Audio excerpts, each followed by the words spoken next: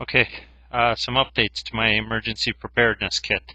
Uh, John from Tactical Gearhead is doing his disaster nut channel, and so this is kind of my channel. I don't have quite as much knowledge as him, but this is my video response to his beginning that channel. Going to do two videos here. One is some additions to my initial kit. I have the emergency preparedness three-part series. This is just some additions based on some feedback and just some stuff that I've had around and didn't quite get in my kit. Big danger, of course, of doing these kits and adding to them is they keep increasing the weight, and you have to end up getting more than one bag, or you end up having to have a semi-trailer to haul it all. But I am trying to be reasonable and keep it down to stuff that fits in that one bag. So here's some additions, and then I'll just do one more video probably of all the tools that I am carrying with me and that I have with me. I think tools are a good part of disaster preparedness and emergency preparedness. I stumbled across the shelterbox.org site, which is providing relief to all these different places, Chile and Haiti and these different places, and their mission is to provide things that other agencies are not providing. And I looked at what's included in their kit, and surprisingly enough, I have a lot of that stuff, but a couple things I don't have that they have in their kit, and I figured I would supplement my tool set with the things that they have. So here we go. I got the Gerber folding spade right here. This is a nice spade, somewhat expensive. Two things I see are as a disadvantage are, of course, the weight. It is 2.3 pounds, which is not a through hiking type gear. It is kind of short, but I have read good reviews. People have used these in the armed services, and they say they were able to dig a fighting hole, in 6 hours. That's a lot of energy, and wouldn't want to dig a full trench. And if you have a bigger piece of gear, that's better, but that's an advantage. The disadvantages were the weight, compared to not having anything at all.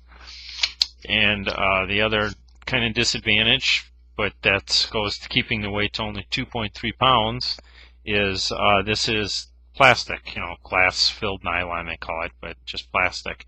So this part all the way up is plastic gear, so you just need to be careful around a fire. One of the reasons I believe in having some kind of a shovel is for the fire, so just don't leave it in the fire. Advantage, serrated edge, just tested it out, works. Also works in what's called the pick configuration here. You have to get it just right, and then you tighten it down. And it's got a little notch in there that fits in a little recess, and here it is in the pick configuration, or the hole configuration. Again, the shelterbox.org, one of the cool things I thought they included was a hole. Well, this could be used as a substitute hole. So again, making yourself a little garden. I think that would work. So yeah, I believe it is worth it. It is a nice piece of gear. Again, car camping, emergency preparedness, not bushcrafting. But from what they say, it is quality gear. So it takes a little bit to get used to it, but does work. Tested it out in the frozen ground. Of course, it's not going to go through frozen ground, but it does chop up the roots nice with the serrated blade. This could be sharpened a little bit. Overall, good piece of gear. Also got some of these emergency rations. I got this idea off a Desert Survivalist. He tried these. These are the lemon-flavored mainstays. This is there's 9 bars in here, 400 calories each. There's 3,600 total calories. They have a shelf life of 5 years. I have not opened it up and tried one yet. I'll probably open it up and then vacuum seal some individual packs and try one for me and my son. I think it's important to try your gear. One of the things that I thought was really odd, I got these off of Amazon, and here it tells you where, I don't know if you can read that really too well, it tells you where the expiration date and manufacturing date is. Well, for whatever reason, this has worn off, and why they wouldn't use ink that is indelible, I don't know, but they didn't. This one is not worn off, because one of the things you have to be careful of these is shelf life. and one where they manufactured. But the other disadvantage to these is they're heavy. I think these are 1.5 pounds each, so that is a little bit of weight, but of course a lot of good calories in there. And they are somewhat expensive. If you buy them in boxes of 100, they're not too bad. Shipping is very expensive. Part of that's because of the weight. Part of it, if you just buy a couple of these, shipping and handling is an issue. There are some other ones that make these Mayday, and there's Daytrex, I guess. But anyhow, this is kind of what I'm using here, and I'm going to try those out. In response to one of my videos, WD-40 was not in my toolkit. Actually, it was. I just had taken it out to use it for something, which is kind of a no-no in emergency preparedness. But I do keep WD-40 in my toolkit. I've had this laying around. I got this idea from the shelter box. I have a Gerber folding saw. Well, here's a 15-inch box saw, hand saw. If you really had to do some construction, those little folding saws wouldn't do much for you. So here's a little box saw. These are cheap. Pick them up at your local big box Home Depot type supply store, and they're not expensive. Really sharp blades. I think that would be worth it. Only weighs a little over a pound. Another shelterbox.org idea, tape measure. I just put a small one in there. Again, I got 25-foot tape measures all over the place. Those are heavy.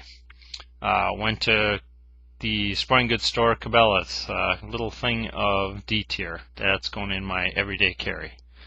Leatherman, got this Leatherman set of bits for my Leatherman Crunch.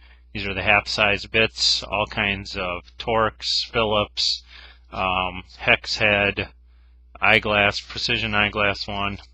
Pretty nice. I like that.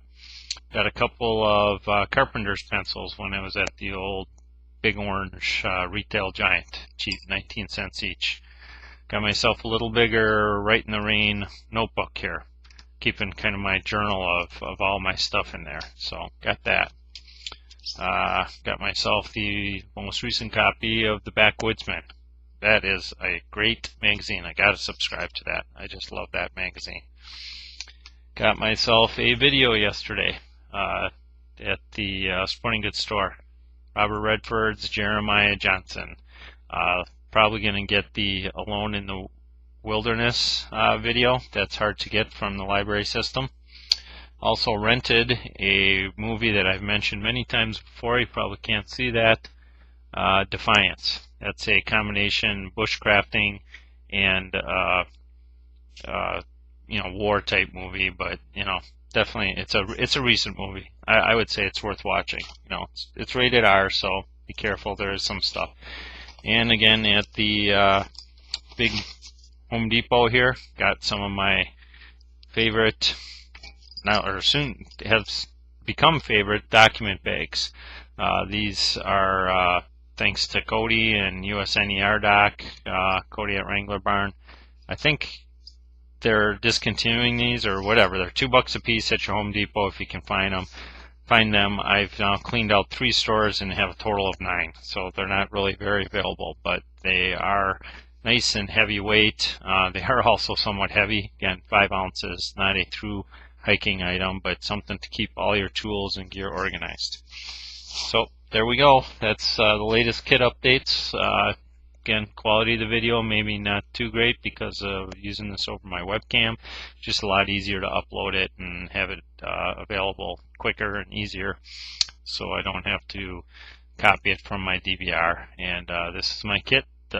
Thanks to shelterbox.org for some ideas, and thanks to some comments and subscribers about things that they've tried and they do, and open to any comments. Thanks for watching.